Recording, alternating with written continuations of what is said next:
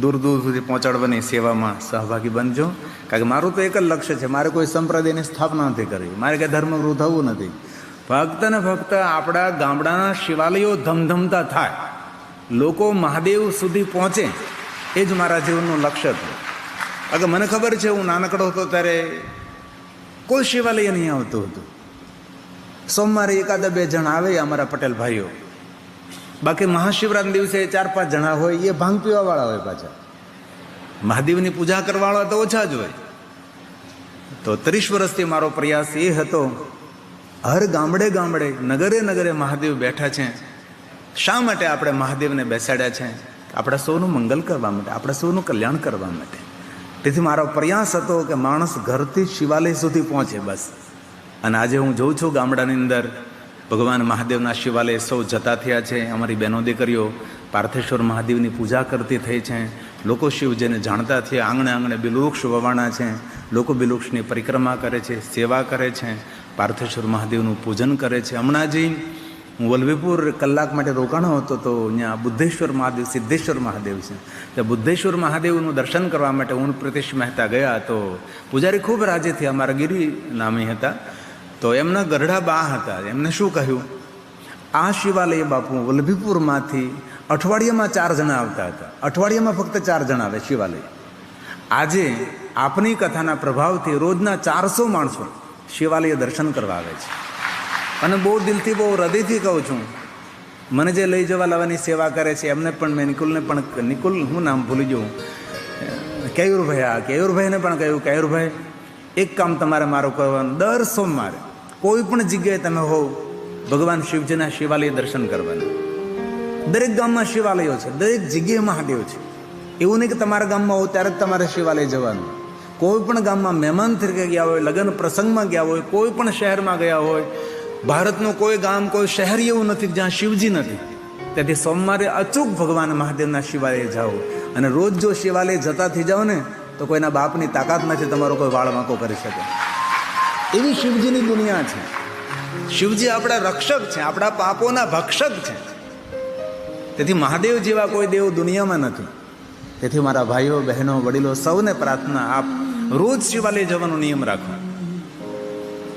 દરેક ગામમાં શિવજી બિરાજે છે. અરે શિવાલય જવાનો સમય ન હોય ને તમે દૂરથી ઉભા રહીને શિવજીના શિખરનું દર્શન કરો અને શિવાલય પર ધજા ફરકતી તો દર્શન કરો ને, તો પણ કોઈ પણ ક્ષેત્રમાં પરાજય નહીં મળે, બધા ક્ષેત્રમાં વિજયની પ્રાપ્તિ થાય. એવો શિવાલયનો પ્રભાવ છે. શિવાલય કોઈ નાની વસ્તુ નથી, ઉર્જાથી ભરપૂર આપણું શિવસ્થાન છે. તેથી આપ સૌને મારી નમ્ર વિનંતી સાથે આવીએ 2-3 મિનિટ માટે સૌએ કંઠસ્થ કરવાનું છે. આજ તો હું બોલાવીશ તમારી પાસે. મંગલ ભવન અમંગલહારી. બહેનોને કંઠસ્થ થાય, પણ ભાઈઓ કંઠસ્થ નથી કરતા. સવારમાં ઉઠતી વખતે, રાત્રે સૂતી વખતે, ઘરથી બહાર નીકળતે વખતે, ઓફિસ ખોલતે સમય, દુકાન ખોલતે સમય, યાત્રા પ્રારંભ કરતે સમય જરૂર એકવાર બોલો. આંખ ખુલે એટલે બિસ્તરમાં બોલો. સરળ છે, કંઠસ્થ કરી લ્યો, યાદ રાખી લ્યો ને લખી લ્યો.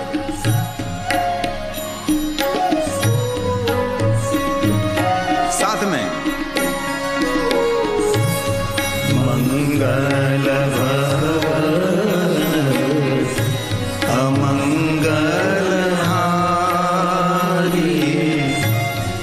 उमा सहित जे जपत पुरारी. આ ચોપાઈનો અર્થ એવો થાય છે, આ ભવન મંગલમય છે, અમંગલહારી. અમંગલ કઈ વસ્તુ? રાગ, દ્વેષ, ઈર્ષા, લોભ, મોહ, મમતા, કામ, ક્રોધ, અદેખાય, બદલો લેવાનો ભાવ, આ બધું જ ભગવાન અંદરથી હારી લ્યો. અમને આવો ભાવ છે. આપણે એક ભવન છે. ભવન એટલે ઘર. આમાં કોણ રહે છે? જીવાત્મા રહે છે, પરમાત્માનું સ્વરૂપ રહે છે. મંગલ તો બડું, ભવન તો મંગલમય છે, પણ એમાં અમંગલ વસ્તુને દૂર કરો. મંગલ ભવન અમંગલહારી હરી લ્યો. કોણ? ઉમા સહિત જેહી જપત પુરારી. ભગવાન શ્રી હરિ, ભગવાન વિષ્ણુ, ભગવાન રામજી અમારા જીવનને મંગલમય બનાવો. આવો ભાવ આ ચોપાઈની અંદર છે. તો આइए साथ में भाव से आवाज के साथ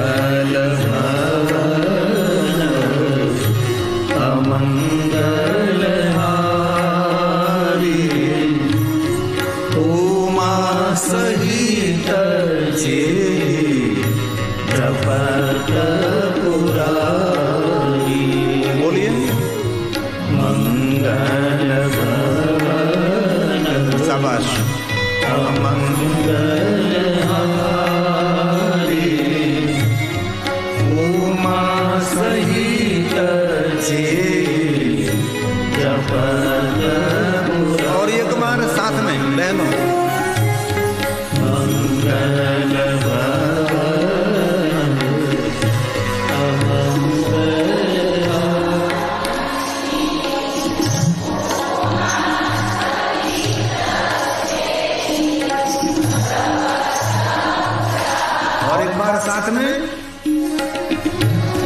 मंगल भवन अमंगल हारी उमा सहित जे जपत मुरारी ओम नमो नारायण नारायण ओम नमो नारायण नारायण ओम नमो नारायण नारायण ओम नमो नारायण नारायण आवाज निकालिए। ओम नमो नारायण नारायण ओम नमो नारायण नारायण ओम नमो नारायण नारायण ओम नमो नारायण नारायण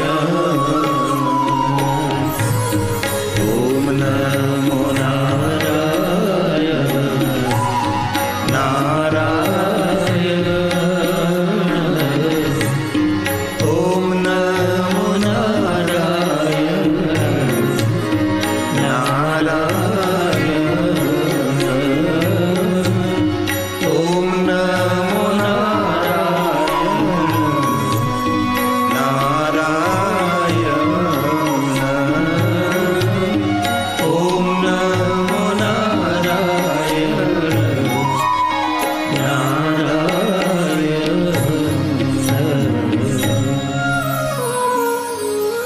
ચૈત્રી નવરાત્રિને નિમિત્તે શક્તિના સાનિધ્યમાં શિવની ઉપાસના કરી રહ્યા છીએ. પ્રથમમ શૈલપુત્રી, દ્વિતીયકમ બ્રહ્મચારિણી, તૃતીયમ ચંદ્રઘંટેતી, જે નવદુર્ગાનું સ્વરૂપ છે. આપણે આરાધ્ય દેવી છે. આ બધા સ્વરૂપો માતા પાર્વતીના છે, માતા ભવાનીના સ્વરૂપો છે. એક શિવ છે જેના અનેક સ્વરૂપો છે, અનેક રૂપો છે. એ જ રીતે એક શક્તિ છે જેને અનેક શક્તિ એના સ્વરૂપ છે. તેથી આપણી પ્રધાન દેવી નવદુર્ગા છે. રોજ આ સ્તોત્રનો પાઠ કરી શકાય, રોજ બોલી શકાય. નવરાત્રિમાં તો વિશેષ પ્રકારે આપણી પૂજાની અંદર પણ આ સ્તોત્રને સામેલ કરીએ. આપણે રોજ સવારમાં આપણે ભગવાનની પૂજા કરતા હોય, સ્તોત્ર પાઠ કરતા હોય છે, આપણે માલા જપ કરતા હોય ને કરવું જ જોઈએ. સવારમાં સીધું નાય ધોઈને સિરાવી ભોજન કરીને સીધું બહાર પાણીનો કોગળો ન કરાય. આત્મકલ્યાણ માટે, આત્મ ઉર્જા એકત્ર કરવા માટે કાંઈ ને કાંઈ સવારમાં પૂજા પાઠ અર્ચન હોવું જ જોઈએ. સવારમાં ઈષ્ટ દેવતાઓની માળા કરવી જોઈએ, ભગવાનને યાદ કરવા જોઈએ. તો આઈએ સાથ મેં ભાવ સે, જેને જેને કંઠસ્થ છે એ સાથે બોલીશું, અને જેને નથી કંઠસ્થ એ આ કથાને યાદ સ્વરૂપે નવદુર્ગા સ્તોત્ર કંઠસ્થ કરશે. જેને જેને આવડે છે તેને હૃદયથી મારા પ્રણામ, પણ જેને નથી આવડતા એ મુખપાઠ કરવાનો પ્રયાસ કરે. પ્રથમં શૈલપુત્રી દ્વિતીયં બ્રહ્મચારિણી તૃતીયં ચંદ્રઘંટેતી કૌષ્માંડેતી ચતુર્થમ પંચમં સ્કંદમાતેતી ષષ્ઠમ કાત્યાયની ચ સપ્તમં કાલરાત્રિ મહાગૌરી ચાષ્ટમં નવમં સિદ્ધિદાત્રી ચ નવદુર્ગા પ્રકૃતિતા ઉત્તાનિતાનિ નામ બ્રહ્મણે મહાત્મના બ્રહ્મણે મહાત્મના. ધર્મક્ષેત્રે મહાક્ષેત્રે ગંગા કાલિંદી સંગમે પ્રયાગે પરમપૂર્ણે બ્રહ્મલોકસ્ય વર્તમને. બ્રહ્મલોકના માર્ગ સ્વરૂપ પ્રયાગ તીર્થમાં સૂત પુરાણેજી ભગવાન મહાદેવની કથાનું ગાયન કરે છે. બ્રહ્મલોકમાં સ્વયં બ્રહ્માજી નારદજીને કહે છે કે હે નારદ, ભગવાન મહાદેવજી દક્ષપુત્રી સતી સાથે સુંદર વિવાહ કરે છે. દક્ષ મહારાજ પોતાના પુત્રી સતીના વિવાહ ભગવાન શિવ સાથે કરે છે. સુંદર વિવાહ વિધિ થાય છે. દક્ષ મહારાજ પોતાના પુત્રી સતીને ભગવાન શિવ સાથે વિદાય કરે છે. ભગવાન શિવ અને સતીના વિવાહ થાય છે. ભગવાન શિવ અને સતી કૈલાસના દ્વારે પધારે છે. કોણ સ્વાગત કરે? ભગવાન શિવજીના પરિવારમાં કોઈ નથી. શિવ અને સતી બંને કૈલાસના દ્વારે ઊભા છે. ત્યારે ભગવાન વિષ્ણુજી અને લક્ષ્મીજી ભગવાન શિવ અને સતીનું સુંદર સ્વાગત કરે છે. ભગવાન શિવ અને સતી બંને કૈલાસમાં પધારે છે. સુંદર આસન ઉપર બિરાજમાન થાય છે. દેવતાઓ જય જયકાર કરી અને શિવ અને સતીની પરિક્રમા કરે છે. કારણ કે જગતના માતા પિતા છે. તેના સૌંદર્યના રૂપનું વર્ણન, શૃંગારનું વર્ણન ન કરી શકાય. કારણ કે આપણા સૌના માતા પિતા ભગવાન શિવ અને સતી છે. દેવતાઓએ હાથ જોડીને કહ્યું છે, હે મા સતી, વિવાહમાં ખૂબ આનંદ કર્યો. અમે આપના પિતાશ્રીએ અમારું ખૂબ સ્વાગત કર્યું, અમારું ખૂબ સન્માન કર્યું. મુહૂર મુહૂર સવે પ્રશંસા કરે છે. વિવાહને ખૂબ વખાણ્યા છે. આ છે દેવતાઓનો સ્વભાવ. કોઈના નાના મોટા પ્રસંગોમાં જાય નહીં તો પ્રસંગોને વખાણીએ, વખોડીએ નહીં. એમાંથી ઉણપ નહીં શોધવાની. ઉણપ હોય તો આપણે પૂરી કરવાની. નાનો માણસ હોય તો એના ગજા પ્રમાણે એ પ્રસંગ કરે. મધ્યમ વર્ગનો માણસ એના ગજા પ્રમાણે કરે. મોટો ધનપતિ માણસ હોય તો એ પ્રમાણે કરે. જેનું જેવું સામર્થ્ય. પણ કોઈના પ્રસંગમાં જાય ત્યાં કોકરા ન કાઢીએ. હંમેશા પ્રશંસા કરીએ, સારું બોલીએ. એવા સુંદર પ્રસંગ, સુંદર પ્રસંગ, ખૂબ સુંદર આનંદ કર્યો. સુંદર ભોજન વ્યંજન, કેટલી સુંદર વ્યવસ્થા છે. આ ડાયા માણસોનું લક્ષણ છે. દુર્ગુણી માણસો હંમેશા દુનિયામાં ઉણપ શોધે. પ્રસંગમાં કઈ વસ્તુની ખોટ છે, કઈ વસ્તુની ઉણપ છે, એમાં શોધતા હોય છે. દેવતાઓનો સ્વભાવ છે સૌની પ્રશંસા કરવી, સૌ માટે સારું બોલવું. આ દેવત્વ સ્વભાવ કહેવાય છે. સૌનું સારું વિચારવું, સારું કરવું, સારું બોલવું, એ બધા સ્વભાવ દેવત્વ સ્વભાવ કહેવાય છે. બીજાનું ખરાબ કરે, બીજાનું ખરાબ બોલે, ખરાબ વિચાર કરે, ખરાબ પ્રવૃત્તિ વૃત્તિ જેની ખરાબ હોય, એ માણસો અસુરી વૃત્તિના લોકો હોય છે. દેવતાઓએ કહ્યું, ભગવાન અમે મારા લોકની અંદર પ્રસ્થાન કરીએ. ભગવાન શિવજીએ સૌને પ્રસન્નતાપૂર્વક પોતપોતાના લોકની અંદર જવા માટેની આજ્ઞા આપી છે. દેવતાઓ બધા જ કૈલાસ છોડી છોડીને પોતપોતાના લોકની અંદર સીધાવે છે. અહીંયા શિવ અને સતી સુંદર વિચરણ કરે છે, વિહાર કરવા નીકળે છે. જંગલ જંગલ, વન વન, પહાડ પહાડ, સરિતાનો તટ તટ, સરોવર સાગરનું તટ, અતિ સુંદર વિચરણ અને વિહાર કર્યો છે. સતીએ બહુ જ બધા પ્રશ્નો કર્યા છે. કોઈ નદી આવે તો ભગવાનને પૂછે કે ભગવાન આ નદીનો મહિમા શું છે? ત્યારે શિવજીએ નદીના મહિમાનું સુંદર વર્ણન કરે. જંગલ જાય તો જંગલનું પૂછાય, જંગલનું નામ શું છે? ત્યારે શિવજીએ જંગલના નામો બતાવે. દેશ દેશાંતર નિરંતર ભગવાન મહાદેવ પહાડોની કંદરામાં સુંદર સુંદર વિચરણ કરતા કરતા ભગવાન શિવ અને સતી એક સુંદર આશ્રમના દ્વાર પધારે છે. ત્યારે સતી પૂછે છે કે હે મહાદેવજી, આ આશ્રમ કોનો છે? કુંભજ ઋષિનો આશ્રમ છે. અગત્ય મહાત્મા છે, મારા પરમ ભક્ત છે અને કથાના બહુ સારા ગાયક પણ છે, જેમની પાસે જ્ઞાન પૂર્ણ છે, જ્ઞાન ભંડાર છે. આપણે બંને આશ્રમમાં જઈએ અને એમના મુખેથી ભગવાનની કથાઓનું શ્રવણ કરીએ. ભગવાન શિવ અને સતી બંને કુંભજના આશ્રમે ગયા છે. આપણા મહાકાલેશ્વર ઉજ્જૈનની અંદર પહેલું શિવલિંગ સ્થાપિત અગત્ય મહારાજે કર્યું. અગત્યેશ્વર મહાદેવ છે. પછી 84 મહાદેવ છે ત્યાં.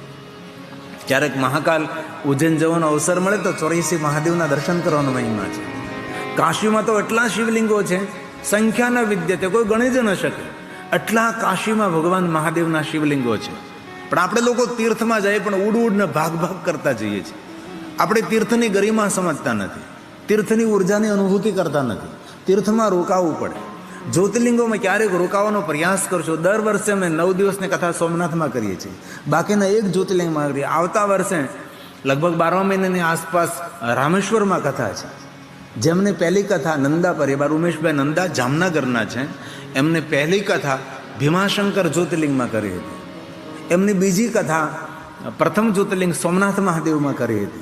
એમની ત્રીજી કથા આ વર્ષે મેં કાશી વિશ્વનાથ મહાદેવના સાનિધ્યમાં કરી. એક જ અજમાનની હવે ચોથી કથા રામેશ્વર મહાદેવના સાનિધ્યમાં છે. આમ એક એક અજમાન અનેક અનેક કથાઓ કરે છે. ક્યારે કથા કરતો હોય છે, કથાની અંદરથી કાંઈ ને કાંઈ તેને ફલશ્રુતિ પ્રાપ્ત થાય છે. કથા કોઈ દી નિષ્ફળ જતી નથી, કોઈને કોઈ રીતે કથા ફળ આપે છે. આપણી દિવ્ય ધામમાં કથા જે થઈ રીતે સ્વયંસેવકોએ સેવા કરી છે, દાતાઓએ દાન આપ્યું છે, ભુવાશ્રીની ઉપસ્થિતિ રહી, આ બધાની દિવ્યતા રહે. પણ એ સૌને સમય કાલાંતરે સૌની કામના, સૌની મનોકામના ભગવાન પૂર્ણ કરે છે. મારો 30 વર્ષનો અનુભવ છે, કોઈ કથા નિષ્ફળ નથી જતી. કોઈને કોઈ રીતે કોઈની કામના પૂર્તિ કરનારી હોય છે, કોઈનું જીવન પરિવર્તન કરનારી હોય છે, કોઈના જીવનમાં શિવજીના નામની જ્યોત પ્રજ્વલિત કરનારી કથા હોય છે. આમાંથી બધા જ પોતાના જીવન બદલે ન બદલે એ આપણે ન કહી શકીએ, પણ થોડા માણસો તેવા નીકળશે જ કે આ કથાનું શ્રવણ કરતાં પોતાના જીવનને બદલી નાખશે, પોતાની ખાણીપીણી બદલશે, પોતાની રહેણી કહેણી બદલશે, અને જરૂર ભગવાન મહાદેવનું ભજન કરતો આ કથાથી એ માણસ થઈ જશે. કથાનો કોઈને કોઈ પ્રભાવ પડે છે.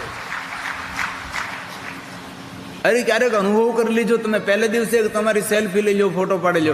9 દિવસ તમે ભાવ અને ભક્તિથી કથાનું શ્રવણ કરો. 9મે દિવસે ફોટો પાડો. એ પહેલા દિવસના ફોટા કરતા 9મા દિવસનો ફોટો તમારા ચહેરા પર ભગવાનના નામની ઉર્જા દેખાશે. એ કથાનો પ્રભાવ છે. આ ઘટના ત્રેતા યુગમાં ઘટી છે. કુંભદ ઋષિના દ્વારે શિવ અને સતી પધારે છે, અને સાધુ શિવ અને સતીનું સ્વાગત કરવા માટે આવે છે. અતિ આનંદની લાગણીની અનુભૂતિ કરે છે. સંગ સતી જગજનની ભવાની, જગતની માતા છે, સાથે જગતના પિતા છે. મારા આંગણે ભગવાન પધાર્યા છે અને સુંદર સ્વાગત કર્યું છે. સંગ સતી જગ જનની ભવાની, પૂજા કરી, પૂજા પૂજે ઋષિ અખિલેશ્વર અખિલેશ્વર ભગવાન શિવ પૂજે ઋષિ અખિલેશ્વર આશ્રમમાં પ્રવેશ કર્યો છે. સુંદર આસન આપ્યું છે. કુંભદ ઋષિએ કહ્યું, ભગવાન કઈ સેવા કરું આપની? ત્યારે ભગવાન મહાદેવ કહે છે, વાણીની સેવા કરો, વાણીની સેવા. કોઈના માટે 2 સારા શબ્દો બોલવાની એ પણ વાણીની સેવા છે. કોઈને 2 સારા સૂત્રો સંભળાવવાની એ પણ વાણીની સેવા છે. કોઈને સાચું ને સારું ને શ્રેષ્ઠ માર્ગદર્શન કરવું એ પણ એક વાણીની સેવા છે. કોઈના જીવનમાં દીપાવલી જેવા દિવસો આવે, કોઈના જીવનમાં અંજવાળો આવે, એવા પ્રયાસ કરવા. ભગવાન મહાદેવે કહ્યું કે વાણીની સેવા કરો. મને ભગવાન રામની કથા સંભળાવો. અને કુંભદ ઋષિએ કથાનો પ્રારંભ કર્યો છે. ભગવાન મારી વાણીને પવિત્ર કરવા માટે, મમત્વતા વાણી ગુણ કથાને પૂર્ણ ન ભવતા, મને પુણ્ય મળે, મારું મંગલ થાય, મારું કલ્યાણ થાય, એટલા માટે ભગવાન હું તમને કથા કહું. બાકી તો અત્ર વક્તા મહાદેવ લગે કહન હરિ કથા રસાલા. ભગવાન સ્વયં વક્તા છે, ભગવાન સ્વયં કથાના ગાયક છે. પણ ભગવાન આપ જેવા શ્રોતા મળે તો મારું કેટલું અહોભાગ્ય. વક્તાનું પુણ્ય છે સારા શ્રોતાઓ મળવા, સમજદાર શ્રોતા મળવા, ભગવાનના ભક્ત શ્રોતા મળવા, કથા પર ભક્તિ ભાવ રાખનારા, શ્રવણ પ્રીતિ લાલચા એવા શ્રેષ્ઠ શ્રોતા મળવા, એ વક્તાનું પુણ્ય છે. સારા શ્રોતા સાંભળનારા મળવા એ વક્તાનું પુણ્ય છે. તેથી કુંભદ ઋષિએ કહ્યું કે મારું કેટલું પુણ્ય છે ભગવાન, આપ ભગવાન કથા સાંભળવા માટે બિરાજો છો. અને કુંભદ ઋષિએ ગાયું છે, રામ કથા મુને બરજ બખાની, સુની મહેશ પરમ સુખ માની. ભગવાન સ્વયં કહે છે કે સુની મહેશ. તુલસીએ કહ્યું કે કથા સાંભળતા સુખની, પરમ સુખની અનુભૂતિ થઈ છે. કેટલી સુંદર વાત કરી. કથા સુખની, કથા પરમ સુખ આપે. જે સુખનો કોઈ વિરામ નહીં, જે સુખનો કોઈ પૂર્ણ વિરામ નહીં, જે સુખની કોઈ સીમા નહીં, અસીમ સુખ આપનારી આ ભગવાનની કથા છે. તેથી જેટલો સમય મળે તેટલો સમય પ્રભુની કથાનું શ્રવણ કરવું જોઈએ. ભલે ગમે એટલે આપણે ભણેલા હોય, ગમે એટલે આપણી પાસે મોટી ડિગ્રી હોય, પણ કથા એ આપણી સનાતની પરંપરા છે. કથા આપણને ઉર્જા આપે છે, કથા આપણને જીવન આપે છે, કથા આપણને જીવન જીવવાની દિશા દેખાડે છે. તેથી પ્રભુની કથા સાંભળવી જોઈએ. તેથી ડાયા માણસો, મોટા માણસો, સજ્જન માણસો, પવિત્ર માણસો ભગવાનની કથાનું શ્રવણ કરતા હોય છે. તેથી કથા શ્રવણ કરવી એ પુણ્ય એકત્ર કરવું. કથા શ્રવણ કરવી એટલે ભગવાનના આશીર્વાદ મેળવવા. એથી ભગવાનની કથા. અને રોજ રોજ આવો થોડો અવસર મળે, ભાગ્ય ભાગ્ય ક્યારે ક્યારે અવસર મળે. અને 9 દિવસ માટે જ હોય, અને 3 કલાક 4 કલાક હોય છે. તેથી જેને જેને કથા સાંભળે છે તેના જીવનમાં ભગવાન શિવજી વિશેષ પ્રકારે કૃપા કરશે. કથા સુખદાયીની છે, કથા દુઃખ હરણી છે, કથા મુક્તિદાયીની છે. તેથી કહ્યું ભગવાને સુની મહેશ. કેટલી સુંદર વાત કરી. તમે જોવો તો ખરા. સુની મહેશ પરમ સુખ કુંભજ ઋષિએ કથા સંભળાવી છે. ભગવાન મહાદેવે કહ્યું કે કુંભજ ઋષિ, તમે મને કથા સંભળાવી તો મારે તમને કંઈક આપવું જોઈએ. કારણ કે આમનામ તમારા મુખેથી કથા સાંભળીને હું જતો રહું તો મને કથાનું પુણ્ય ન મળે. મારે તમને કંઈક આપવું જોઈએ. અને એ તો આપણી સનાતની પરંપરા છે. અને ખાસ યાદ રાખવું, કોઈ બ્રાહ્મણ પાસે મુહૂર્ત જોડાવા જાઓ તે સમયે તેને કંઈ દક્ષિણા આપવી પડે છે.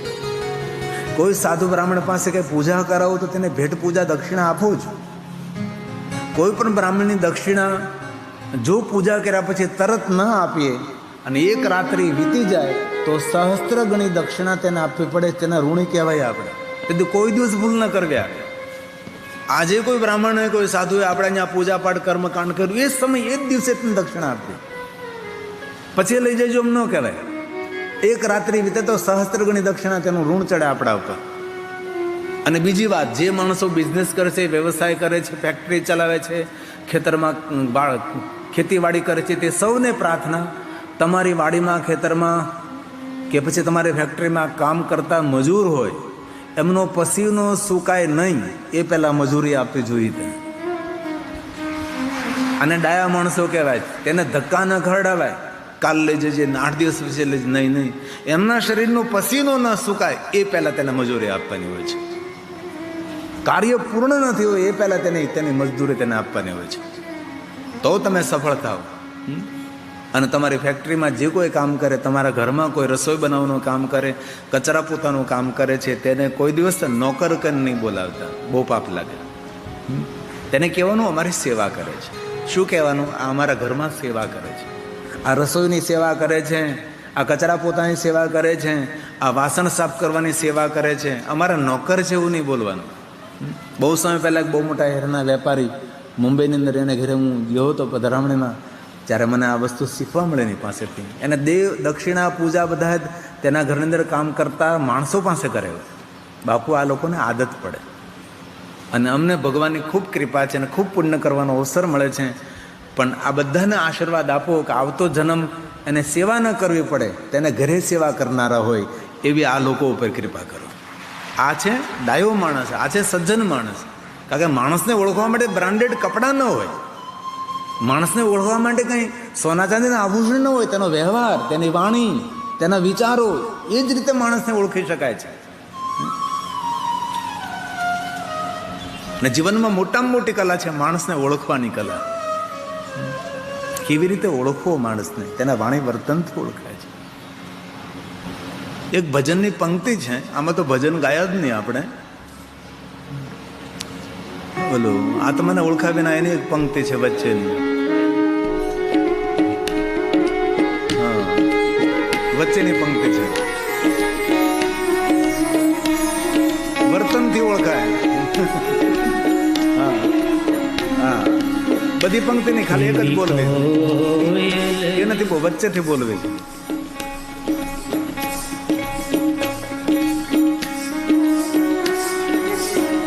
એ તો એના વર્તનથી ઓળખાય.